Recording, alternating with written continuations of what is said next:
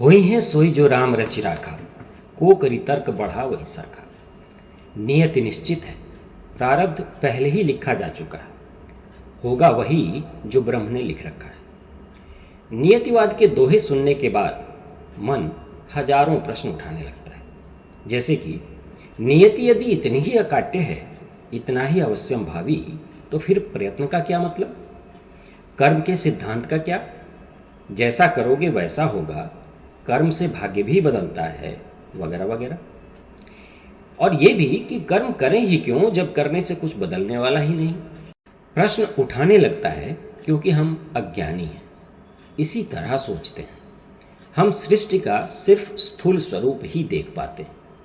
जब तक हम कर्ता और सृष्टा के द्वंद्व को नहीं समझते, इन बातों को भी नहीं समझ सकते। गीता में भगवान ने अर्जुन को सुपरिणाम दुष्परिणाम से तटस्थ रहकर सिर्फ अपना कर्म करते रहने की प्रेरणा दी। क्या होना है वह तो पहले से निश्चित था। भरी सभा में दुर्योधन को अपना मुख खोलकर भगवान ने तीनों कालों का दर्शन युद्ध तय होने से काफी पहले ही करा दिया था। जब कोई नहीं था पृथ्वी पर, तब से जब कोई नहीं रहेगा तब तक। यह देख जगत का आदि सृजन, यह देख महाभारत का रण, मृतकों से पटी हुई भू है, पहचान कहाँ इसमें तू है। हम सब वैसे ही दुर्योधन हैं, जो सब कुछ देखते हुए भी मूर्ख हैं और नियति को स्वीकार करना ही नहीं चाहते। तुम समझते हो कर्म करके तुम भविष्य को बदल दोगे। क्या सैकड़ों बार ऐसा नहीं होता कि जो सोचकर कोई काम करते हो परिणाम वैसा नहीं निकलता? तो फिर कहां गया कर्म करके भविष्य बदल देने का दम?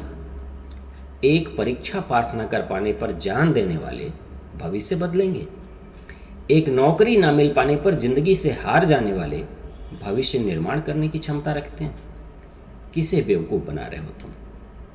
तो जो ऐसा कहता है कि नियति यदि इतनी ही निश्चित है तो मैं सारे कर्म करना ही छोड़ देता हूं, यह भी नियति के आगे उसके हार की झुंझलाहट है और कुछ नहीं। मान लो कि तुम्हारे कर्मों में वो ताकत नहीं है कि नित्य परिवर्तित होने वाली विराट प्रकृति में राई के बराबर भी बदलाव कर सको। जिस दिन ये समझ लिया, उसी दिन से सुखी हो जाओगे।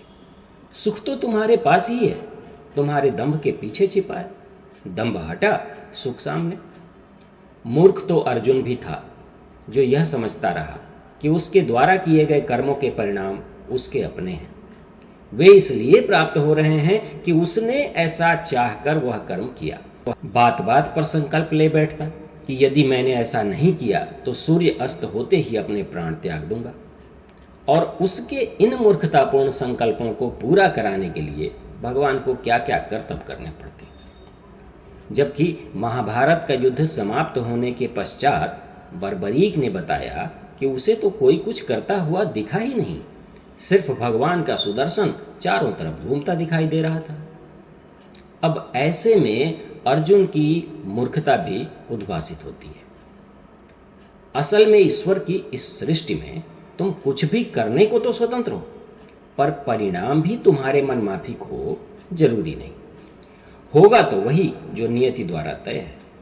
यह सब माया को पूरी तरह ना समझने और सृष्टि के सिर्फ स्थूल स्वरूप को देखने के कारण है। कर्म तुम्हारे ऐसे हैं कि कर तो रहे हो तुम इस घमंड में कि यह तुमने सोचा है, तुम कर रहे हो, पर वास्तव में नियति ने उसे तुम्हारे लिए सोचा है और वही तुमसे वो करवा रही है, ताकि तुम वहीं पहुंच सको जो पहले से तय है। तुम्हारी दृष्टि सीमित है तो बड़े खेल को देख ही नहीं पाते। जैसे नाटक में अभिनय करने वाला कलाकार पूरा नाटक देख ही नहीं पाता, उसका ध्यान तो अपने अभिनय से ही नहीं हट पाता।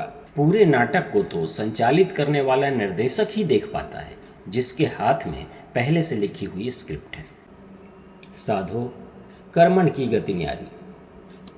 एक बार यमराज किसी कार्यवश विष्णु के वाहन गरुड़ के साथ निकले। रास्ते में दाना चुगते एक कबूतर को रुक कर ध्यान से देखने लगे। गरुड़ ने पूछा, महाराज आप इतने ध्यान से क्या देख रहे हैं? यमराज ने दृढ़ स्वर में कहा, देख रहा हूं इस कबूतर की मृत्यु थोड़े ही समय में होने वाली है और ये यहां बैठा है। ऐसा कह यमराज आगे चल पड़े, पर गरुड़ वहीं रुक गए। सोचने लगे, यदि मैं इस पक्षी के प्राण बचा लेता हूं तो होनी टल जाएगी और यमराज के भी पसीने छूट जाएंगे। बैकुंठ में लेटे विष्णु मुस्कुराने लगे। लक्ष्मी ने आश्चर्य से पूछा, ये बिना बात के हंसी क्यों आ रही है? विष्णु ने कहा, थोड़ी देर रुको, तुम भी जान जाओगी। फिलहाल ये दृश्य देखो। ऐसा कह उन्होंने गरुड़ और कबूतर की ओर इशारा किया। बोले, गरुड़ सोच रहा है यम को झूठा ठहराकर वह नियति के क्रम को तोड़ देगा। उसे नहीं पता कि नियति यम नहीं, मैं तय करता हूं, और वह तो कबूतर के जन्म लेते ही तय हो चुकी थी। गरुड़ उस कबूतर की जान बचाने की सोच रहा है, परंतु पूर्व निश्चित यह है कि उसी की वजह से इस कबूतर की जान जानी है। नीचे गरुड़ ने उस नन्हे कबूतर को अपने हाथों में पकड़ा और मन की गति से उड़ान भरी। मन की गति अर्थात मन में स्थान का नाम सोचा और पहुंच गए। 7 समुंदर पार ले जाकर उसे एक बियाबान में छोड़ आए। लौटकर यमराज के साथ हो लिए। यमराज ने पूछा, कहाँ रह गए थे? तो बोले, एक छोटा सा काम था। लौटते वक्त जब वह कबूतर अपनी जगह नहीं दिखा तो गरुड़ ने यम का ध्यान दिलाया, महाराज वह कबूतर कहाँ गया? यम ने कहा, अब तक तो वह मर गया होगा। गरुड़ हंसने लगे। बोले, उसे मैं कुछ ही पल पहले 7 समुंदर पार पहुंचा आया हूं, अब कैसे मरेगा? यमराज ने कहा, इसीलिए तो जाते वक्त मैं उसे इतने ध्यान से देख रहा था कि इसकी मृत्यु तो कुछ ही क्षणों बाद 7 समुंदर पार होनी है, और यह बेचारा नन्हा सा प्राणी किस प्रकार इतने कम समय में उड़कर इतनी दूर पहुंच पाएगा। वैकुंठ में बैठे विष्णु गरुड़ का चेहरा देख ठठाकर हंस पड़े। सारा माजरा समझ लक्ष्मी भी मुस्कुराने लगी। तुम्हारे कर्म वर्म कुछ नहीं है, सिर्फ बंदर कूद हैं। एक भैंसे से तो लड़कर जीत नहीं सकते, संसार और भविष्य को बदलने की सोचते रहते हो। मैं कहता हूं, तुम्हारे करने से अगर कुछ होता है तो समझो उसे होना ही था, तुम्हारे माध्यम से ही होना था। यही सत्य है और यही एकमात्र सत्य है। कर्म का सिद्धांत अपनी जगह और नियति अपनी जगह, अपनी अपनी जगह दोनों सत्य हैं। पर बड़ा सत्य यह है कि जो भी कर्म तुम चुनते हो या जो कुछ भी करने की भावना तुम्हारे मन में आती है, वह नियति को बदलती नहीं, तुम्हें नियति के और करीब ले जाती है। यह सत्य समझ लिया तो न भविष्य की चिंता न अतीत का गम। यही सत्य है, यही बड़ा खेल है। एक कतिपय विपन्न व्यक्ति एक दरवेश के पास पहुंचा। विपन्न इतना कि न तन पे वस्त्र न पेट में अन्न। उस दरवेश के बारे में प्रसिद्ध था कि वह प्रकांड भविष्य दृष्टा था, किसी का भी भविष्य पलक झपकते बता देता। उसकी बताई एक भी बात आज तक गलत ना हुई थी। न किसी से कुछ लेता न किसी को कुछ देता, सिर्फ भविष्य बताता। उस विपन्न आदमी को देखते ही बोला, तुम तो राजधानी के सबसे बड़े व्यवसायी बनने वाले हो, धनाढ्य लोगों में सबसे श्रेष्ठ, तुम इस वेश में क्यों घूम रहे हो? विपन्न व्यक्ति बोला, महाराज क्यों उपहास कर रहे हो? विपत्ति मुझ पर पड़ी है और पागल आप हो रहे हो। दरिद्र परिवार में पैदा हुआ, खाने को अन्न भी मुश्किल से नसीब होता है, मैं सेठ बनूंगा? कुछ काम की तलाश में निकला हूं। दरवेश ने कहा, विधना ने जो लिख दई छठी रात के अंत, राई घटे न तिल बढ़े रहुरे जीव निशंक।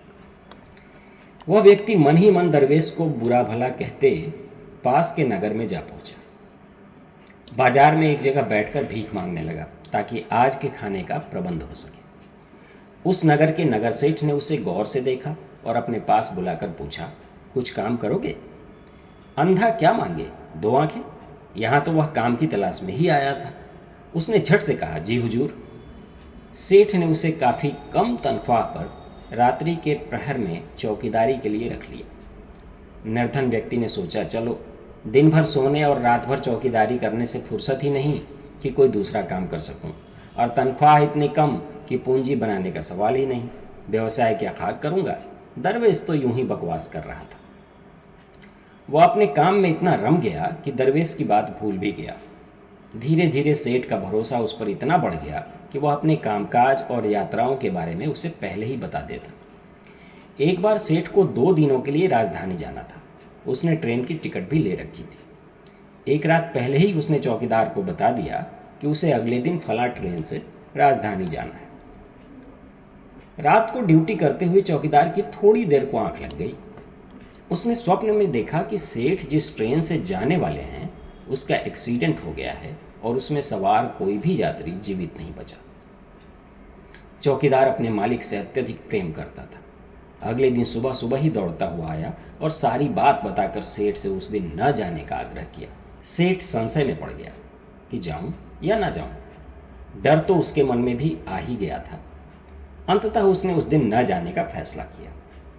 अगले दिन अखबार में उस ट्रेन की बीभत्स दुर्घटना के चित्र भरे पड़े थे। लोग बहुत बुरी मौत मरे थे। सेठ ने माथा पकड़ लिया। उसने अपने चौकीदार को बुलाया और ढेर सारे पैसे देते हुए कहा कि अब तुम्हारी नौकरी खत्म, कल से यहाँ आने की जरूरत नहीं। ये पैसे मेरी जान बचाने के लिए तुम्हारा इनाम है और नौकरी से इसलिए निकाल रहा हूँ कि तू ड्यूटी के वक्त सोता है और सपने भी देखता है। चौकीदार पूरी तरह हताश हो गया। नौकरी जाने से उसकी तो पूरी दुनिया ही उजड़ गई। अब क्या करे। खैर, इनाम में मिले पैसों से उसने एक छोटा सा कारोबार शुरू किया जो देखते ही देखते चल निकला। चंद महीनों में ही उसने अपने व्यापार का विस्तार राजधानी तक कर लिया और सामाजिक कार्यों में भी जमकर दान दिया। बहुत ही कम समय में वह इतना ख्यात हो गया कि उसकी गिनती राजधानी के धन्ना सेठों में होने लगी। पर मजे की बात यह थी कि यह सब पाने के लिए उसने जानबूझकर कोई कर्म न किया था और इस प्रकार जानबूझकर बिना कुछ किए भी वह नियति तक पहुंच ही गया। अयोध्या में अपने प्रिय भाइयों के वनगमन पर आकुल भरत को समझाते हुए मुनि वशिष्ठ कहते हैं, सुनहु भरत भावी प्रबल, कहेउ बिकल मुनिनाथ, हानि लाभ जीवन मरण, यश अपयश विधिहात। अर्थात नियति इतनी प्रबल है कि उसके आगे सर पटकने से भी कुछ नहीं बदल सकता। तुम कुछ भी करो, उसका परिणाम विधाता के हाथ में है। बेहतर यही है कि जो काम तुम्हारे सामने है वह करो और यह जानो कि तुम निमित्त मात्र हो, सृष्टा कोई और, असली कर्ता भी कोई और है।